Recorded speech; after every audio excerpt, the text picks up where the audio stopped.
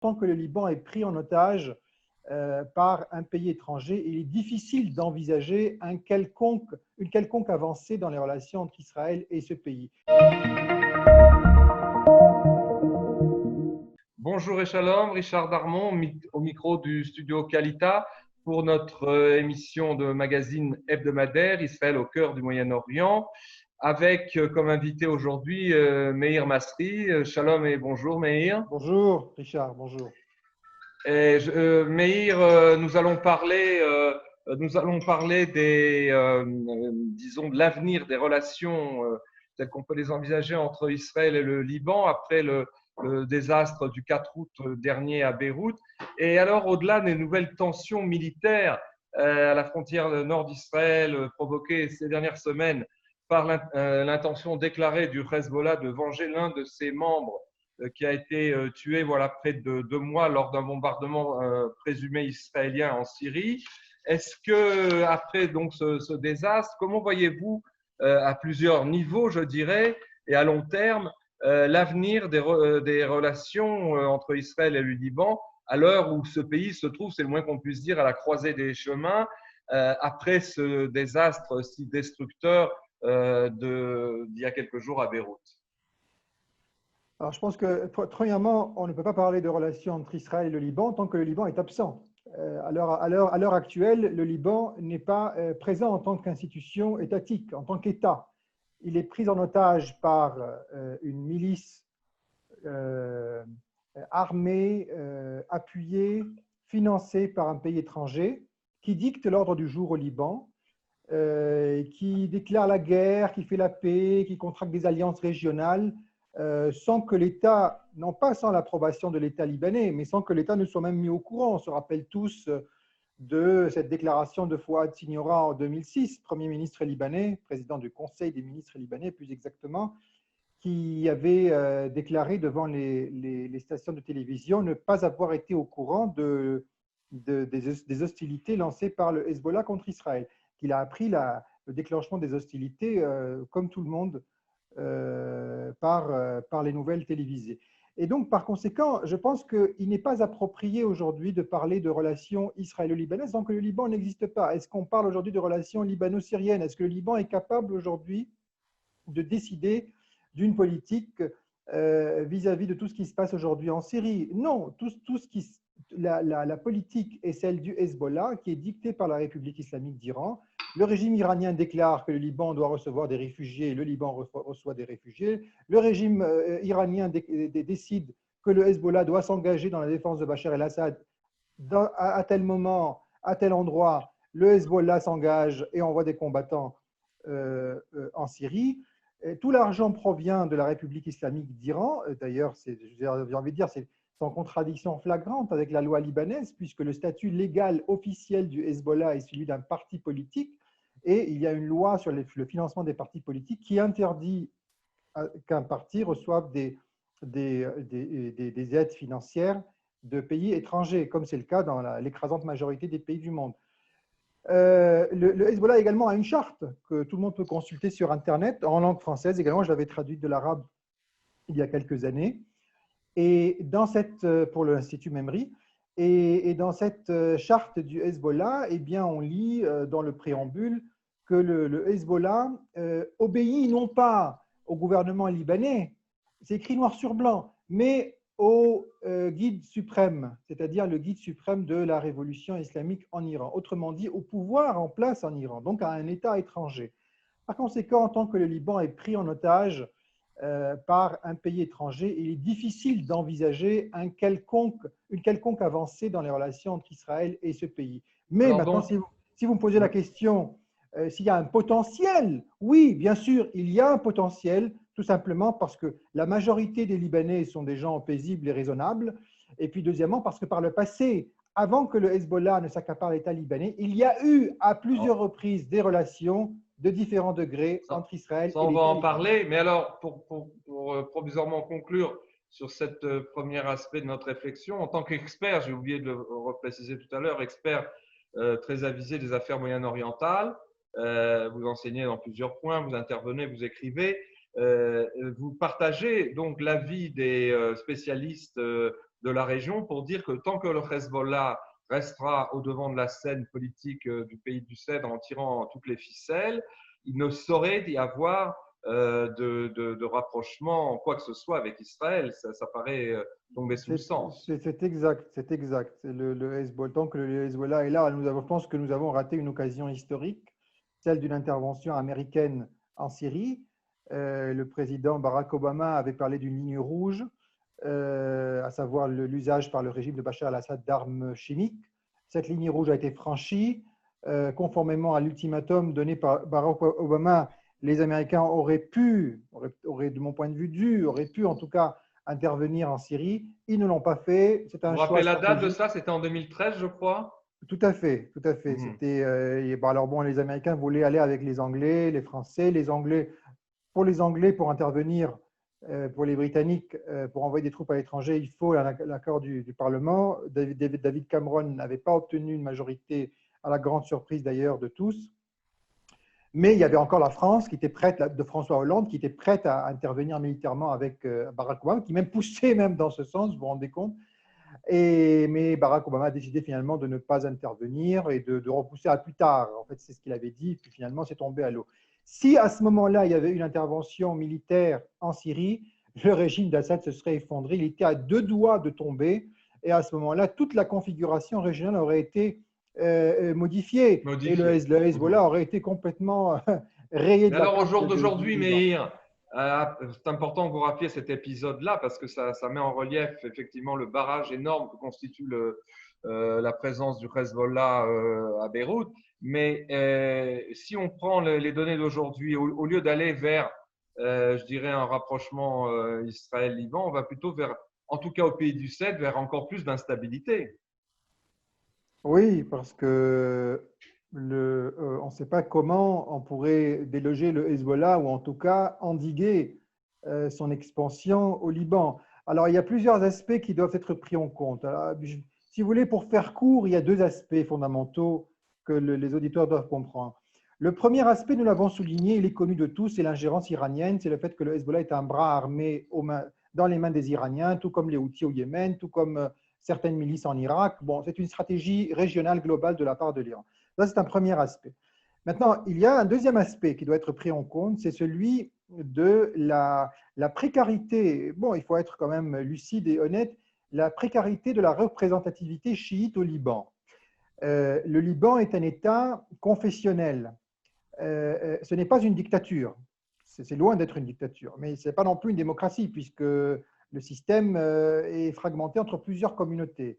Mais il tend plus vers le système démocratique. Bien entendu, tout cela aujourd'hui est bloqué par la présence du Hezbollah. Et je veux dire, à la base, sans la présence du Hezbollah, c'est un régime, c'est un système qui fonctionne de manière, selon un système de quotas, qui accorde des parcelles de pouvoir à 18 communautés. Il y a au Liban 18 communautés confessionnelles de toutes sortes, des chrétiens de différentes obédiences, des musulmans également de plusieurs mouvements, des sunnites, des chiites, des alaouites.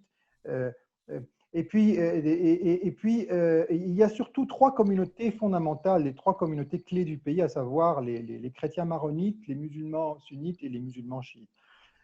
Traditionnellement, par le passé, les 2 plus importantes, c'était les maronites et les sunnites. Tout d'abord parce que les chiites, qui ont fait beaucoup d'enfants au cours des dernières décennies, étaient beaucoup moins importants numériquement sous le mandat français. Et puis deuxièmement, parce que beaucoup de chiites vivaient dans des montagnes, ils n'avaient pas de papier d'identité et par conséquent n'ont pas été comptabilisés dans les différents recensements, notamment effectués sous le mandat français. Par conséquent, ils sont sous-représentés dans le système libanais, ce qui fait que la présidence de la République est un poste qui appartient à la communauté maronite. Ça veut dire qu'il y a des élections tout à fait démocratiques, tout le monde vote, mais les candidats à la présidence de la République doivent être des chrétiens maronites. S'ils ont toutes les facultés, toutes les qualités du monde, mais ils sont chrétiens, mais orthodoxes, grecs orthodoxes ou arméniens orthodoxes, par exemple, ils ne peuvent pas être président de la République libanaise. Il faut être maronite pour être président. Après, tout le monde vote, sunnite, chiite, tout le monde vote pour le candidat maronite qu'il aura choisi. Mais c'est une présidence maronite. Le président du Conseil, ça veut dire le Premier ministre, doit être un musulman sunnite en vertu du pacte national de 1943.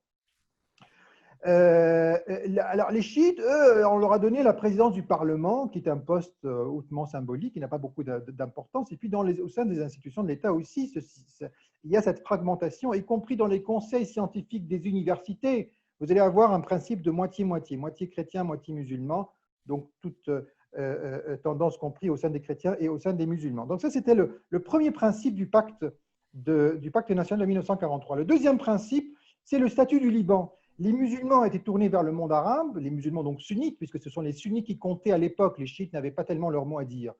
Tandis que les chrétiens, eux, ça veut dire les maronites essentiellement, étaient plus tournés vers la France, qu'ils surnommaient, qu'on continue aujourd'hui à surnommer, la tendre mère, al-Hanoun, la protectrice du Liban, qui est très très bien considérée.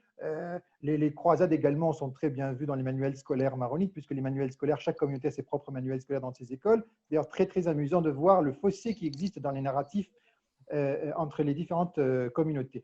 Une synthèse a été décidée en 1943, c'est que le Liban va prendre des distances vis-à-vis de la France pour ne pas trop heurter les musulmans et pour les intégrer, pour qu'ils cessent de vouloir être rattachés à la Syrie, qu'ils acceptent l'existence de l'État libanais. Il fallait faire des efforts pour ça.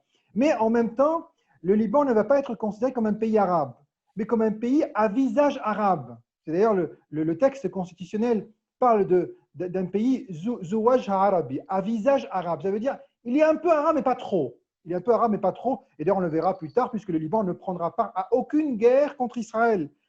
En 1948, c'était une présence tout à fait symbolique de réservistes libanais qui n'ont pas du tout pris part au conflit. 67, malgré tout, tous les efforts de Nasser, les Libanais ne sont pas entrés en guerre. 73 non plus.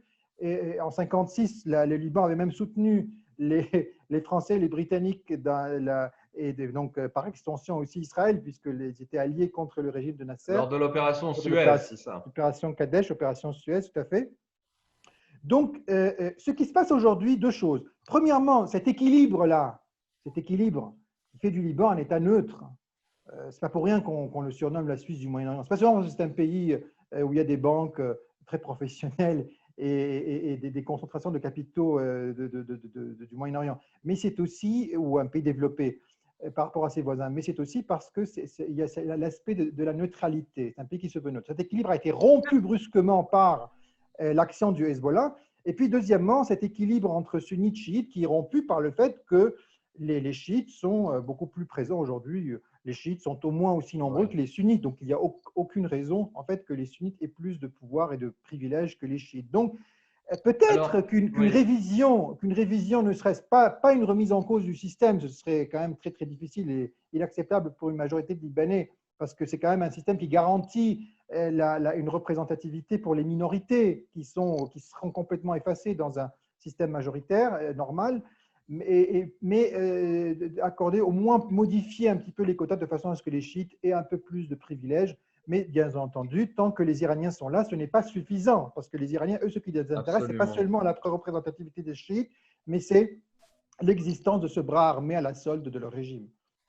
Alors, avant de venir à notre analyse, je dirais, plus spécifiquement historique, comment interprétez-vous, au niveau de l'actualité, la petite phrase qu'a prononcée le 15 août le président libanais Michel Aoun, qui est donc maronite, qui est d'ailleurs pro-Hezbollah, beaucoup plus que ses prédécesseurs, lors d'une interview qu'il a accordée à la chaîne française BFM TV, lorsqu'il a répondu à la question de savoir si se présente aussi maintenant l'éventualité d'une paix avec Israël, comme celle d'ailleurs qui venait d'être conclue quelques jours avant, même par téléphone jusqu'à maintenant, entre Israël et les Émirats arabes unis. Alors, il avait répondu à Aoun, tout dépend, il n'a pas repoussé ça, il a prononcé cette phrase assez éclectique, tout dépend, nous avons des problèmes avec Israël et nous devons d'abord les résoudre. Fin de citation. Ça veut dire, oui. C'est pas une fermeture de porte, c'est assez étonnant. Non, mais oui, mais alors, j'invite vos auditeurs, téléspectateurs même, on peut dire, vu qu'on nous voit, d'aller sur Google et de mettre Michel Aoun, Ariel Sharon. Ils vont voir des photos de Michel Aoun avec Sharon, avec Raphaël Eitan, Rafoul, avec des dirigeants militaires israéliens qui avaient joué un rôle lors de la coopération entre Israéliens et le Liban, entre Israël et le Liban. en 1982 et par la suite. Donc, Michel Aoun a eu des relations avec Israël. Il a été favorable à des accords de paix avec Israël à l'époque. Il y a eu un traité de paix israélo-libanais qui a été signé le 17 mai 1983. Et ce traité a été validé au Parlement. Ce n'est pas un traité juste entre dirigeants, comme c'était le cas avec l'Égypte. Au Parlement libanais, vous voulez dire? Même si ces accords ont tenu, bien sûr, avec l'Égypte et la Jordanie. Mais ça a été ratifié au Parlement libanais. Il est passé avec une majorité. Et ça veut dire que non seulement les chrétiens l'ont soutenu, mais aussi des musulmans, puisque le Parlement libanais est composé d'une moitié de chrétiens et d'une moitié de musulmans.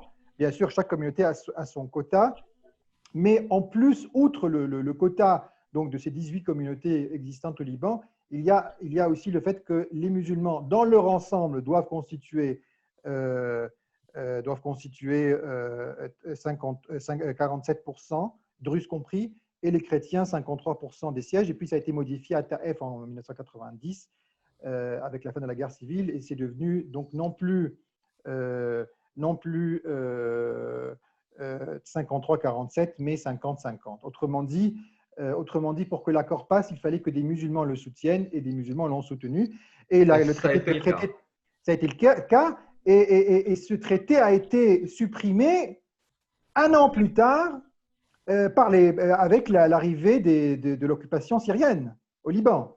Autrement dit, c'est toujours les ingérences extérieures, jadis la Syrie, aujourd'hui l'Iran, via le Hezbollah, qui bloquent tout projet de normalisation avec Israël. Mais moi, je voulais vous poser la question, maintenant sur le fond, malgré ces relations en dents de scie qui dépendent en fait, en ce qui concerne le Liban, des interventions extérieures, pourtant Israël et le Liban ont pas mal de points en commun. Ce sont deux petits pays assez dynamiques, à la population très bigarrée, qui avaient, dès leur création, en tant qu'État indépendant, avaient au moins deux points géopolitiques communs. Le premier, c'est d'avoir été l'un et l'autre sous l'influence d'un joug colonial assez pesant, britannique pour Israël et français pour le Liban. Et le second, c'est d'être, comme on le disait tout à l'heure, au plan sociologique, des pays avec des communautés différentes et pas des pays homogènes. Alors, est-ce que ce sont des cartes qui pourraient servir, pas maintenant, mais peut-être à moyen et long terme, pour à nouveau la possibilité d'un rapprochement israélo-libanais dans le genre de celui qu'on voit aujourd'hui, encore pas très bien défini, mais entre Israël et les Émirats arabes unis ou d'autres pays arabes? Et il n'y a aucun doute là-dessus. Vous avez parlé des points communs entre Israël et le Liban. Je voudrais ajouter un point supplémentaire qui serait un élément de réflexion, encore une fois pour nos auditeurs. C'est que vous savez que le Liban qui existe depuis l'Antiquité, la Phénicie, la Bible parle très clairement du Liban. Tous ceux qui disent que ce sont des frontières artificielles générées par les accords de Sykes-Picot, qui ont été décidés par les colonisateurs, vraiment n'ont pas lu l'histoire. C'est une vision pan-arabe, faussée de la réalité. Il y a toujours eu un Liban indépendant, une Syrie, le royaume d'Aram, Damas, qui a toujours existé. Ces frontières correspondent plus ou moins à une réalité historique. S'il y a des frontières artificielles, ce seraient plutôt les frontières de la Belgique ou du Luxembourg. Bref, mais ce que j'ai envie de dire ici, c'est que historiquement, le Liban, c'est le mont Liban. Le mont Liban, et le mont Liban était maronite druze, avec une petite présence sunnite et grecque orthodoxe dans la ville de Beyrouth, qui est une ville traditionnellement donc sunnite et grecque orthodoxe. Mais le mont Liban, ça veut dire le cœur du Liban, sans la périphérie qui est majoritairement musulmane, chiite dans le Baalbek et dans le sud et sunnite dans le nord. Le mont Liban avait un statut d'autonomie sous l'Empire ottoman et puis par la suite devait devenir un État indépendant, soutenu, appuyé par la France, par le mandat français, et à 70% maronite. Donc il y avait une claire majorité maronite. Donc un mont Liban, un État libanais sur le mont Liban, ça aurait été un État maronite en réalité. Mais il y a toujours eu cette idée que le Liban historique était plus grand. Il y avait la périphérie, aussi beaucoup plus riche. Mais il y avait tout un débat sous le mandat français. Est-ce qu'il faut élargir les frontières du Liban et créer le Grand Liban? C'est d'ailleurs le nom. Lorsque le Liban a acquis son indépendance, son nom officiel, c'était l'État du Grand Liban. Après, par la suite, on a enlevé le mot grand et c'est devenu le Liban. En fait, les frontières actuelles du Liban, c'est le Grand Liban. Et donc, il y avait ceux parmi les maronites qui disaient ah oui, oui, oui, c'est très important parce que c'est le Liban historique et il ne faut pas faire des concessions et voilà, on va s'arranger avec les musulmans. Il y avait ceux qui disaient non, vaut mieux renoncer à certains territoires pour garder notre caractère maronite. Et donc, ça rappelle un petit peu toute la controverse en Israël autour des accords de paix, de l'idée d'avoir deux États, ceux qui veulent garder l'ensemble des territoires et Oui. qui cherchent des solutions pour la question démographique, et ceux qui disent ah non, non, non, il vaut mieux avoir un État juif, même si c'est sur une partie de la terre d'Israël. Encore un trait commun. Mais Alors, sur le fond, je suis tout à fait d'accord avec vous. Le Liban ressemble beaucoup à Israël. J'ajouterai également un point supplémentaire, c'est un pays tourné vers l'Occident et avec une population très occidentalisée et très laïque aussi, avec une proportion assez importante de gens laïcs qui souhaitent une séparation entre l'État et la religion. D'ailleurs, le Liban, c'est un paradoxe parce que c'est un pays où l'identité est confessionnelle, mais les Libanais sont laïcs. Ça veut dire on peut se battre pour la communauté maronite, mais en fait, ce sont des considérations identitaires et non pas religieuses. La oui, plupart des sans aller dirigeants à la messe le politiques dimanche. tout à fait, tout à fait. La plupart des dirigeants, aussi communautaristes soient-ils, sont des gens laïcs. Et d'ailleurs, il y a des mariages entre gens de différentes communautés. Ça existe. Mais bien sûr, il y a toujours une qui l'emporte sur le plan identitaire. Alors, Meir, je voudrais, puisque le temps passe avec toutes vos remarques intéressantes, je voudrais rappeler aux auditeurs, ou annoncer plutôt, c'est vous qui m'avez suggéré ce sujet, donc concernant l'avenir envisageable des relations Israël-Liban, notamment parce que vous avez de forts intéressants documents, des documents historiques en votre possession, qui attestent justement des rapports d'amitié qui ont existé dans le Oui. passé entre les deux pays, entre autres au moment de la renaissance d'Israël. Alors, de quoi s'agit-il en quelques mots exactement? Alors, en quelques mots. Alors, bon, juste pour le souligner, j'ai des centaines de documents, notamment des lettres de correspondance entre dirigeants sionistes du mouvement sioniste et par la suite d'Israël et des dirigeants libanais d'autre part. J'ai fait ma thèse de doctorat sur ce sujet, sur le Liban dans la perception et dans la politique du mouvement sioniste et puis de l'État d'Israël. C'est un sujet qui m'a toujours passionné. Il y a eu depuis 1920, ça veut dire depuis l'établissement des mandats français au Liban et en Syrie aussi, et britanniques en Palestine, en terre d'Israël, il y a eu dès 1920. Les mandats sont arrivés, 1920, il y a eu le premier texte à notre disposition, le pacte de coopération judéo-arabe de 1920, qui a été en réalité signé par l'Organisation sioniste mondiale et des dirigeants maronites libanais.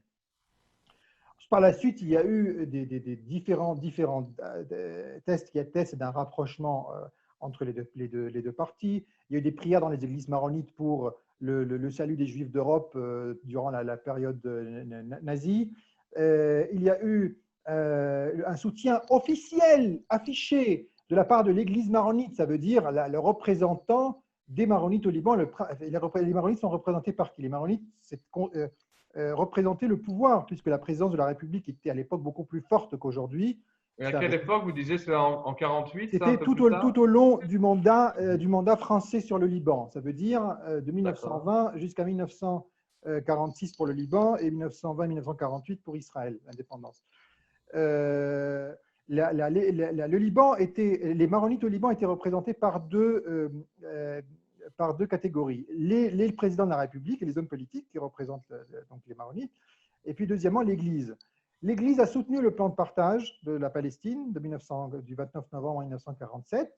Alors il y a le traité d'amitié sioniste maronite, c'est le nom, hein, le traité d'amitié sioniste maronite signé par l'agence juive en Israël, représentant les Juifs de Palestine, et l'Église maronite. Et c'est qui a signé le traité? C'est le patriarche Pierre-Antoine Arida, le patriarche maronite, ça veut dire le numéro 1 de l'Église libanaise. avec le concours d'anciens ministres libanais, par exemple le ministre Pierre Awad, qui a été impliqué dans toutes ces tractations. Y Pour compris, chercher… m'aviez-vous dit, lorsque Israël comptait annoncer qu'il construirait des villages le long de la frontière, Oui, voilà, ce alors que tout le monde appelle des implantations aujourd'hui. Et en fait, ça a oui, été pris comme au contraire un signe de bonne nouvelle par les chrétiens. oui, tout à fait. Pas seulement par les chrétiens. Alors c'est cela en fait, parce que beaucoup de gens disent ah oui, mais c'est que les chrétiens et qui étaient, eh bien, les musulmans, eux, ils étaient contre. C'est pas vrai. Les musulmans. D'abord, l'accord de cessez-le-feu entre Israël et le Liban de 1949, à l'issue de la guerre d'indépendance d'Israël, même si le Liban n'a pas tellement pris part au combat, mais sa présence était tout à fait symbolique. Il y a eu quand même, vu la présence, compte tenu de la présence d'une frontière internationale entre les deux entités, il y a eu un accord de cessez-le-feu. Et il y a un livre qui est sorti dernièrement, qui a été écrit par Shafiq Shahia, un juriste libanais, druze, et qui a donné des détails extraordinaires sur les procès-verbaux de ces accords de cessez-le-feu, d'armistice entre Israéliens et Libanais. Et puis alors, tout d'abord, il y avait 4 délégués libanais, dont 2 musulmans. Ils n'étaient pas tous des chrétiens, dont 2 musulmans. Et puis, ils parlaient de la paix, et puis le fait que, bon, vous savez, on ne voulait pas tellement entrer dans cette guerre, ne serait-ce que symboliquement, on ne voit pas trop l'intérêt, pourquoi les Juifs n'auraient pas un État, etc. Ça figure dans les procès-verbaux. C'est complètement, ça n'a absolument rien à voir avec les autres. Ah oui, Avec tout à fait intéressant. Alors regardez, Meir, je juste, m'excuse. juste, juste un, Ouais. un dernier point. 1938, j'ai toute une correspondance. Je vais vous envoyer un document, comme ça nos auditeurs pourront le consulter pendant que je parle. Moshe Chertok, qui deviendra par la suite Moshe Sharet, lorsqu'il aura hébraïsé son nom de famille, et qui sera le 2e Premier ministre d'Israël. 1938, Moshe Chertok, donc Moshe Sharet, écrit au Premier ministre libanais, qui est donc un sunnite, ce n'est pas un maronite, un Premier ministre. On l'a bien expliqué. Khair al-Din al-Ahdab, il lui écrit une lettre en lui disant, vous savez, on est en train là de construire une nouvelle localité à la frontière avec le Liban, on compte sur votre concours pour empêcher qu'il y ait des agressions ou pour garantir le bon Des voisinage. infiltrations, oui. Et le Premier ministre libanais lui répond dans un document officiel en français, puisque les Libanais sont francophones, vous savez, et lui explique que il n'y a aucun problème et qu'on voit d'un bon œil la constitution d'une localité, etc. Et qu'on va expliquer à la population locale que les principes de bon voisinage, qui sont une constante de notre politique étrangère, etc., Intéressant, etc. franchement intéressant. Alors, Donc, est-ce voilà. que, Oui, dernière question, ce fameux épisode du drapeau libanais illuminé il y a quelques jours après le drame du 4 août, sur la façade du grand immeuble de la mairie de Tel Aviv. Alors, est-ce que c'est un clin d'œil un petit peu souriant à une Oui, perspective de oui. paix? Ou Ah ben alors, oui, est-ce bien que c'est sûr. aussi, on peut l'interpréter comme ça, une certaine dissonance cognitive d'une partie des Israéliens qui voudrait voir dans un pays pour l'instant ennemi mené par le Hezbollah un futur partenaire de paix. C'est un peu tout à la fois, c'est un peu confus.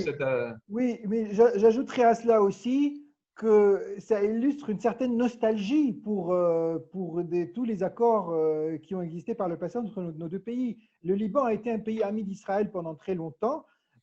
L'hostilité qui provient du Liban a toujours été une hostilité étrangère au Liban. Soit c'était l'OLP, soit c'était l'occupant syrien. Aujourd'hui, c'est le Hezbollah soutenu par l'Iran. Mais le Liban, en tant qu'entité nationale, n'a jamais été en guerre contre Israël. C'est cela qu'il faut comprendre. Alors, ce drapeau a fait polémique en Israël parce que on considère qu'on est en guerre contre Israël, contre le Liban, et qu'il y a eu des Israéliens qui sont morts au Liban, etc., ce que je comprends parfaitement.